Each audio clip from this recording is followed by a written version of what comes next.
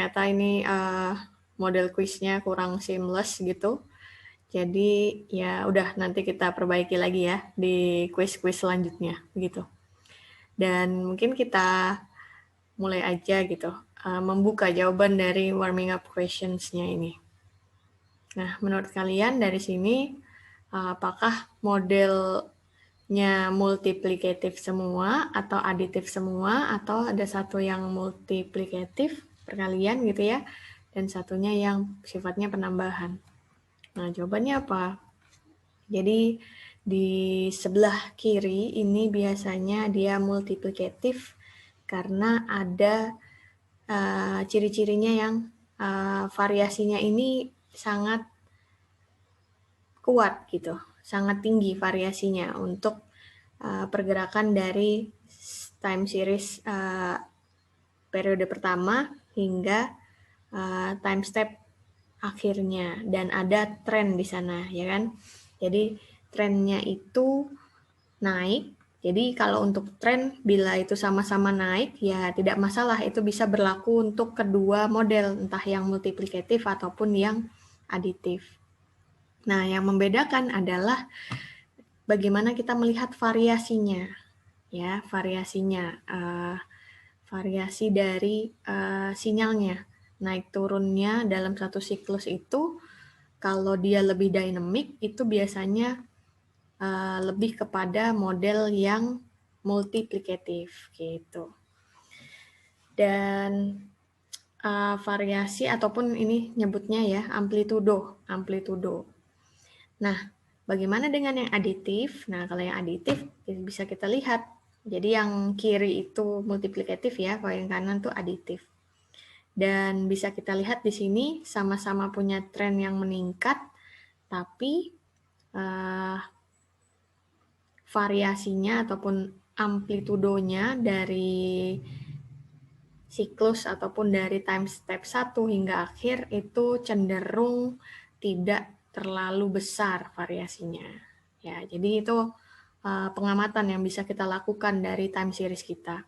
Jadi kadang memang data time series itu baiknya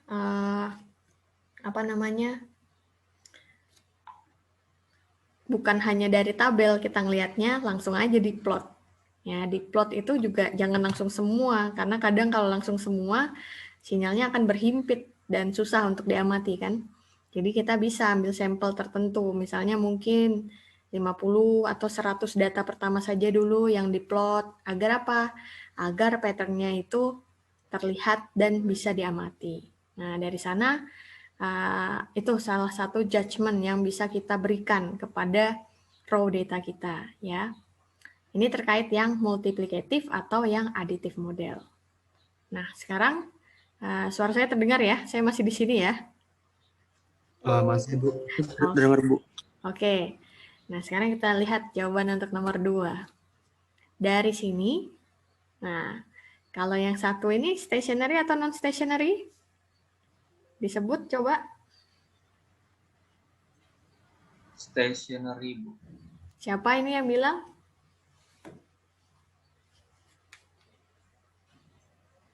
Saya Bu, Muhammad Andika Tarangga. Oh, oke. Muhammad Andika ya, Tarangga.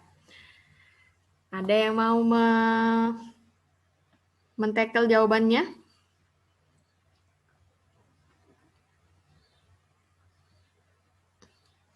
Baik, langsung dibuka saja ya. Ini kalau kita lihat, dia adalah non-stationary. Kenapa non-stationary? Karena ada komponen trend. Stationary dan non-stationary kalau dilihat dari artinya saja, stationary artinya diam. Ya. Jadi datanya cenderung datar gitu. Jadi datanya akan datar-datar saja pergerakannya. Jadi misal pun ada naik turun gitu ya, tapi dia akan berjalan berdasarkan min tertentu gitu. Jadi lebih kepada kayak kalau ada data pun, jadi ini kayak cenderung datar. Itu kalau data stationary. Nah, ketika ada komponen time series masuk di sana, misalnya trend, berarti akan ada rising trend gitu kan ya. datanya udah bisa kita sebut bukan data yang stationary, dia data non-stationary. Nah, bagaimana dengan yang kedua? Nah, apalagi yang ini, bukan hanya tren ya, yang berlaku di sana ada random. Di periode-periode jatuh. Di periode-periode tertentu ternyata ada kenaikan gitu. Terus nggak jelas kenapa di sini juga ada penurunan lagi. Nah, tapi sebenarnya kalau dilihat siklusnya naik turun gitu ya. Kalau tidak ada random change in level, ini nggak ada yang naik turunnya begini. Jadi dia yang kayak saya gambar di sini ya, dia cuma misalnya gini aja ya, rata. Nah, walaupun ada variasi begini, data ini bisa kita sebut stationary. Tapi karena ada perubahan level, yang di awal sini rendah, meninggi, turun dia, terus turun lagi. Nah, datanya jadi non-stationary. Gitu ya, kira-kiranya. Oke, nggak apa-apa. Ini karena term baru ya, jadi apa namanya, kadang tebakannya masih belum tepat, nggak apa-apa. Tapi dari sini kita belajar ya. Nah, bagaimana dengan gambar yang ketiga? Gambar yang ketiga, kalau kita lihat, nah pergerakannya ini dipengaruhi oleh siklus sebenarnya. Ya, ada siklus di sana. Karena tadi kembali lagi kalau data stationary cenderung stabil. Ya, jadi kayak tegangan DC itu ya stationary kalau dilihat sinyalnya. Tegangan DC yang dari baterai ya, tapi 12 volt gitu. Beda kalau tegangannya bentuknya rem, gigi gergaji. Nah, itu berarti bisa jadi kalau gigi gergajinya datar, maksudnya gigi gergajinya begini ya, terus dia bisa jadi data stationary.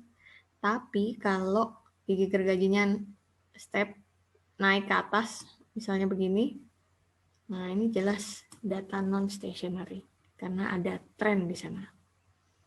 Serupa untuk gambar 3, ini juga data yang non-stationary, karena apa? Karena ada perubahan, baik itu di level, ini ada yang tinggi, ada yang rendah, dan perbedaan